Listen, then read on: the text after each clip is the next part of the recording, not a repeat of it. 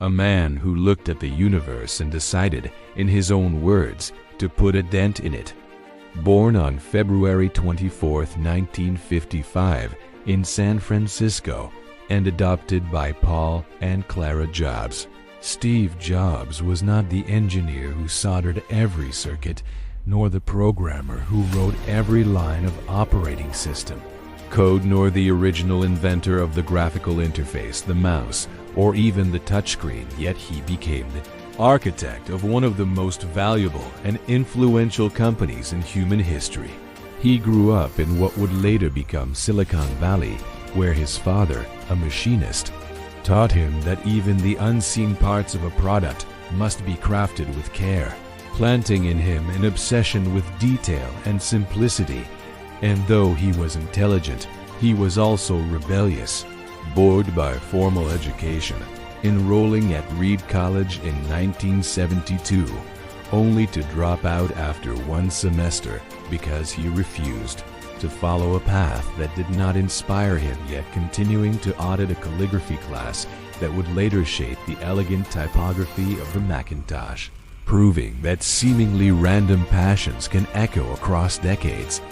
In 1974, he joined Atari despite lacking formal engineering credentials, working night shifts due to complaints about his unconventional behavior and fruitarian diet, traveling to India in search of spiritual meaning and absorbing Buddhist minimalism that would later define Apple's clean design philosophy, collaborating with his brilliant friend Steve Wozniak on the Breakout game, where Wozniak engineered an extraordinarily efficient design that earned Jobs a reported $5,000 bonus.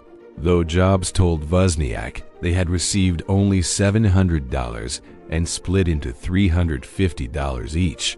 An early episode revealing both ambition and moral complexity. On April 1, 1976, in a Los Altos garage, Jobs, Wozniak, and Ronald Wayne founded Apple, selling the Apple I for 666 cents as a bare circuit board, while Wayne soon sold his 10% stake for $800, a decision that would cost him billions. And then, with the Apple II engineered by Wozniak, with color graphics and open architecture, and packeted and positioned by Jobs with relentless vision, Apple exploded into success, going public in 1980 at a valuation near $1.8 billion and creating instant millionaires. In 1979, Jobs visited Xerox PARC and saw graphical interfaces, the mouse and windowed computing, instantly recognizing their future potential and later refining those concepts into the Lisa and Macintosh, defending criticism with the provocative philosophy often attributed to Picasso. Good artists copy, great artists steal, because he believed innovation was not just invention, but refinement and execution. In 1983, he recruited Pepsi executive John Scully with the unforgettable challenge: do you want to sell sugar water for the rest of your life, or come with me and change the world?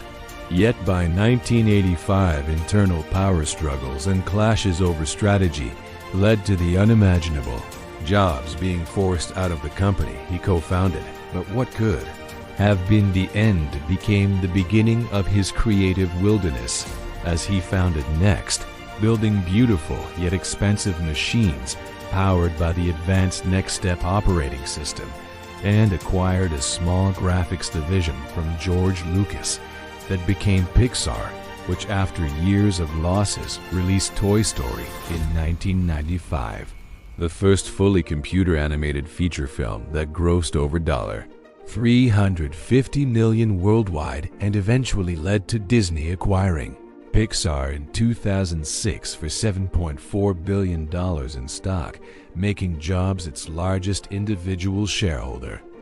Meanwhile, Apple declined throughout the 1990s.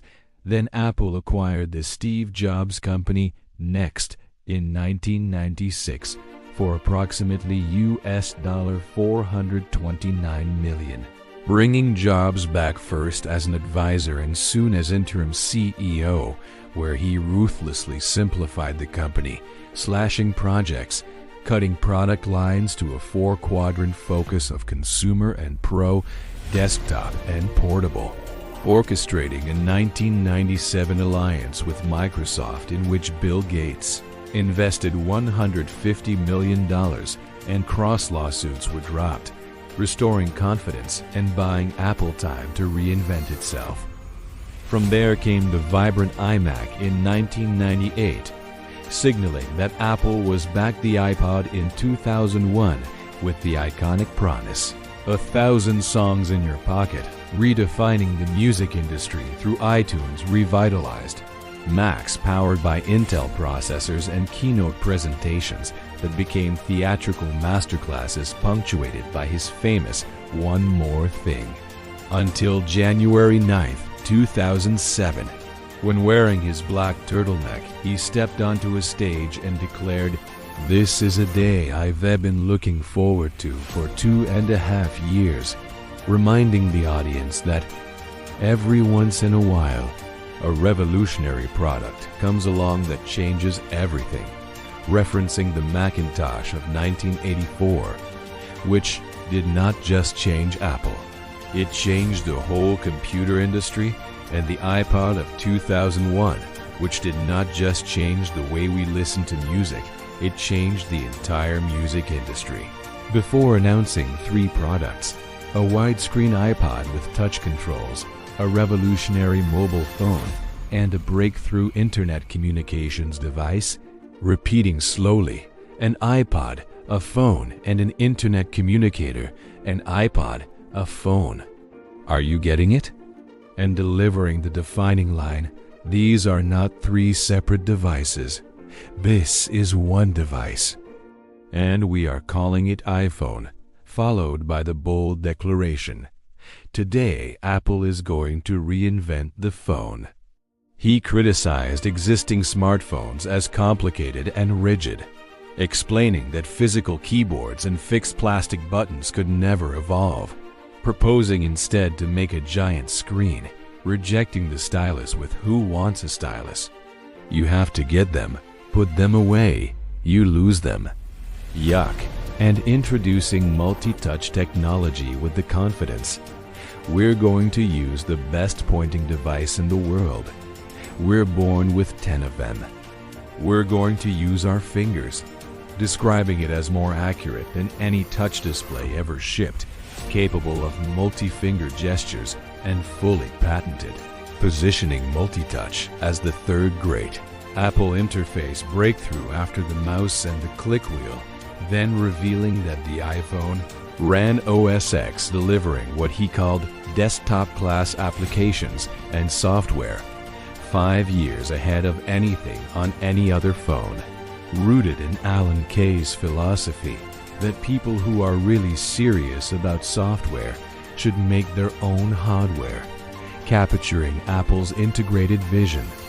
The iPhone sold 270,000 units in its first 30 hours, reshaped communication, launched the App Store economy, transformed Apple Computer Incorporation into Apple Incorporation, and triggered industry-wide disruption and patent battles, while competitors like Nokia and BlackBerry faded. Throughout his career, Jobs was described as possessing a reality distortion field, alternating between harsh criticism and charismatic inspiration, pushing teams beyond perceived limits, obsessing over the curve of a corner and the feel of a box opening, believing that it has technology married with the liberal arts and the humanities that yields the results that make our hearts sing, encouraging graduates to remember, as he said in his famous Stanford commencement address, "Your time is limited, so don't waste it living someone else's life," and urging the world to stay hungry, stay foolish, even as he privately battled pancreatic cancer diagnosed in 2003, continuing to lead through the iPad in 2010 and expand Apple's ecosystem until his resignation. Steve Jobs passed away on October 5, 2011, leaving behind a world he had fundamentally reshaped, leaving behind not just the devices, but a philosophy that technology could be beautiful, that simplicity was power, that focus was everything, that storytelling could bend markets, and that revolution belongs not merely to. So what is his legacy? It's not just the iPhone in your pocket or the Mac on your desk. It's so much more. Steve Jobs taught us that technology could be beautiful. He showed us the power of simplicity, of focusing on what truly matters. He proved that passion, intuition, and an insane belief in your own vision could bend reality. He was a complex figure, known for his intensity and his uncompromising standards, but it was that very intensity that pushed people to do the best work of their lives. He assembled teams of players and inspired them to achieve the impossible. His legacy is in the idea that the intersection of technology and liberal arts is where magic happens. It's in the courage to think different, to challenge the status quo, and to not be afraid to fail. Steve Jobs didn't just build a company. He built a legacy of innovation, a philosophy of design, and an inspiration for generations of entrepreneurs, artists, and dreamers to come. He put a dent in the universe, and we are all living in the ripple effect. The first inventor, but to the one who sees clearly, refines relentlessly, inspires obsessively, and dares to stand before the world and announce with unwavering certainty that today everything is about to change. Steve Jobs' Stanford Address, 2005. Today I want to tell you 3 stories from my life. No big deal, just 3 stories. 1. Connecting the dots.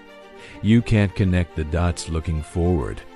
You can only connect them looking backward. You have to trust that the dots will somehow connect in your future. 2. Love and loss. The only way to do great work is to love what you do. Getting fired from Apple was the best thing that could have ever happened to me. 3. Death.